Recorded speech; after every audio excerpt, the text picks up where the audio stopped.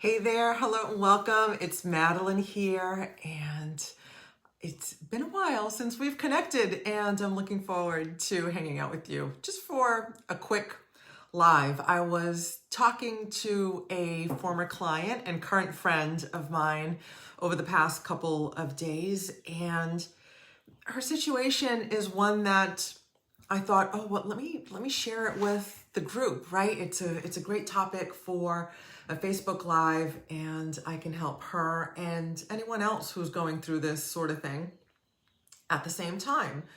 So in our conversation, she was explaining to me that she was working on her goals, her SMART goals, right? Which was so exciting, right? Because I teach SMART goals as a part of my Primordial Power program. And because we know that successful people use the SMART goal technology in order to get their outcome. So I love that she's still using SMART goals, right? So SMART, really quick, I've done lives on this. They're in the group somewhere. Go look for them.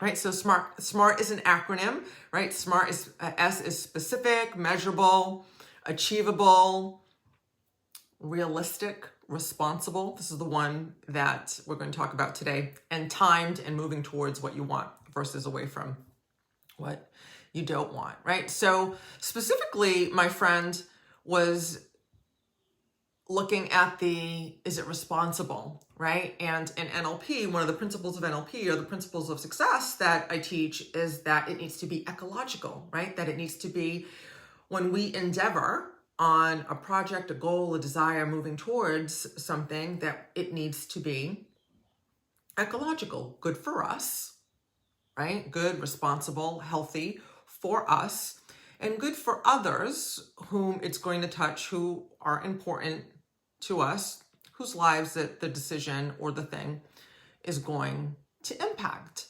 So my friend is challenged by this part, right? Because what she wants is to move away from her relationship, and this involves her children and her family.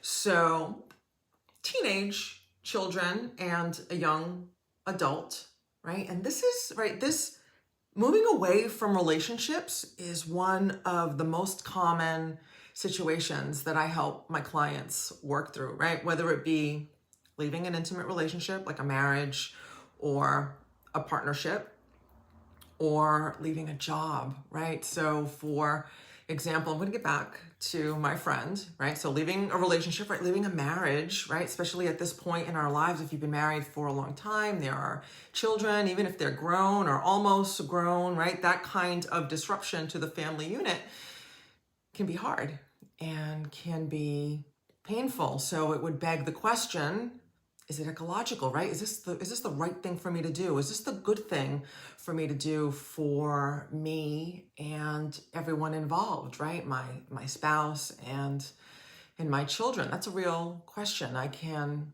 appreciate that.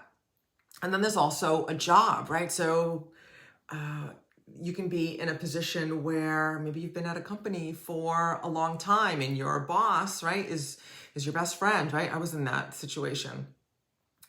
Or you know that maybe there are challenging times, there are hiring freezes, and that if you leave the position, your company won't be able to fill the position. It's going to leave your boss and your coworkers in a jam if you leave, right? But you have a wonderful opportunity, or if you're being called to something else in your life, right? You need to do what's best for you.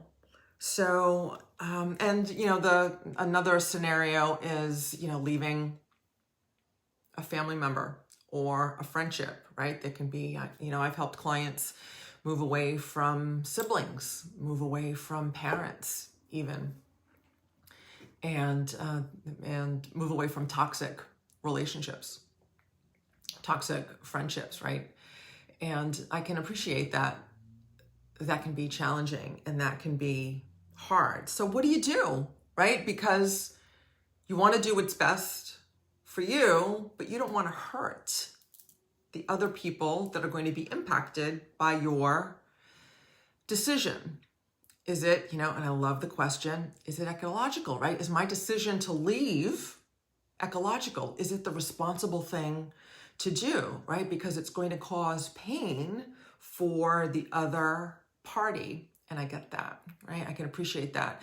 So what I said to her was, just because the other party, right? So in this instance, the spouse and the children, just because they're not going to like it doesn't mean that it isn't educational. It isn't, excuse me, it isn't ecological. Just because they don't like it and it's going to be painful doesn't mean that it's not the best thing for everyone, right? And I'm reminded of Dr. David Simon's quote, which says that the best thing we can do for the well-being of others in our lives is to have peace and harmony in our own hearts. That when we're filled with gratitude, enthusiasm, and harmony, I'm not quoting it exactly, but this is pretty close, that's the best thing that we can do for the other people in our lives, that they'll feel that and they'll be impacted by the doing of the right thing for ourselves, right? So it's often so hard, especially for women, to do what's best for us, right? To do it, this goes for men as well, but we just see it more with the ladies, don't we? That, we want to do what's best for everyone else at the sacrifice of our own desires and sometimes our own well-being. So Dr. David Simon in that quote, which I quote on a regular basis, because again, leaving relationships, navigating relationships is one of the most common and primary things that I help my clients with. So again, just because they're not going to like it doesn't mean that it's not the best thing for everyone, right? So if it could definitely be the best thing, so for this friend in particular, my intuition is telling me, and I know the situation, my intuition is telling me that it is the best thing for her, right? So given that, but it's going to be a challenge, right? Dissolving a marriage is challenging. It's painful. It's hard, right? And sometimes we need love and support to do the hard thing, which is why I'm glad that she's reaching out to me, and why having a coach or a consultant to help you navigate these situations is key and can be hugely beneficial to having someone who's in your corner without any, what's the word I want? Without any, it just escapes me, forgive me. But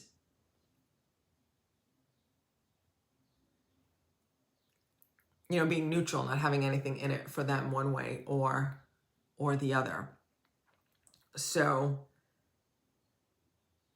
back to David Simon's quote, when we do what's best for us, the other people in our lives are benefited from that as well, right? So this change, right? If you're being called to this kind of change, right, then perhaps this is the universe's way of leading your loved ones through a similar change. This is the universe's way of getting your family members to learn new lessons and grow as human beings and be open, right? Open themselves up to opportunities that wouldn't present themselves if we just stay with the status quo and we don't make the change that is the hard thing.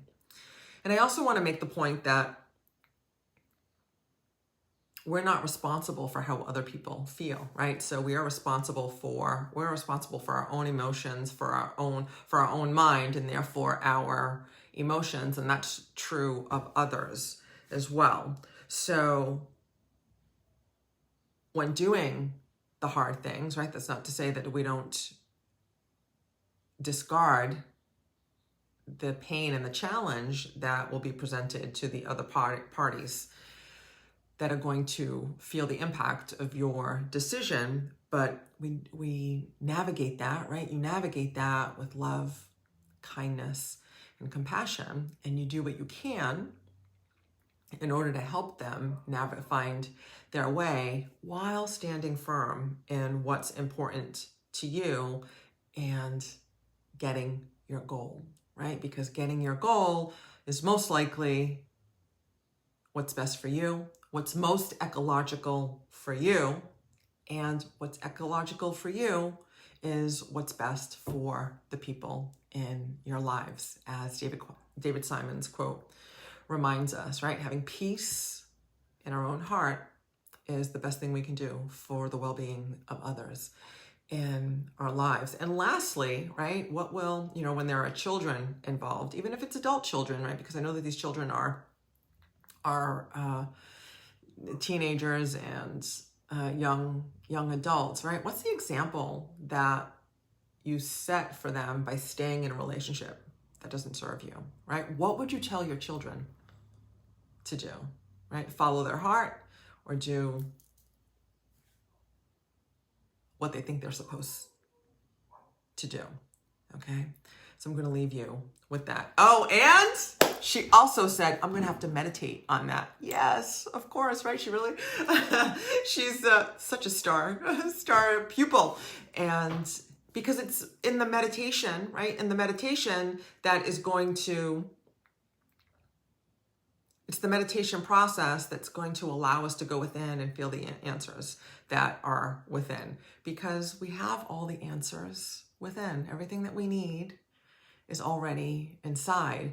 And there's a lot of noise, right? There's a lot of noise with maybe if you're asking people for advice, they're going to tell you what they think based on their own baggage, right? Based on their conditioning and their baggage, right? This is another reason why it's, amazing to be able to work with a coach or a consultant, because, a good coach puts that stuff aside, right? Puts her own stuff aside and just is there for you with what is your story, right? Not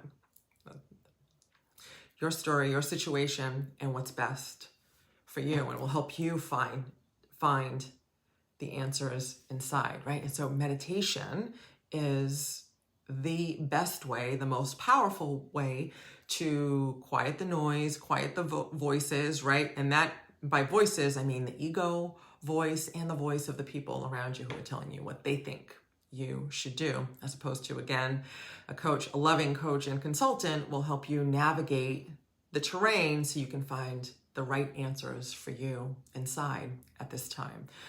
Okay, so a couple of things. So I hope this serves you, right? If you'd like to know how I can help you navigate similar challenges, I invite you to PM me. Maybe I'll put a link in the comments as well to schedule a call with me if you want to go right to my calendar. And I don't know if you can hear that. If you want to go right to my calendar and schedule a time, or you're welcome to PM me and look for the meditation challenge that is going to be exclusively in my private Facebook group. So if you're not in my private Facebook group, I will put the link to that group below. Okay, so again, I hope this serves you. It was good to see you again. And I'll look forward to seeing you again soon in the next video. And until then, I'll see you in the gap. Namaste. Be blessed. Mwah.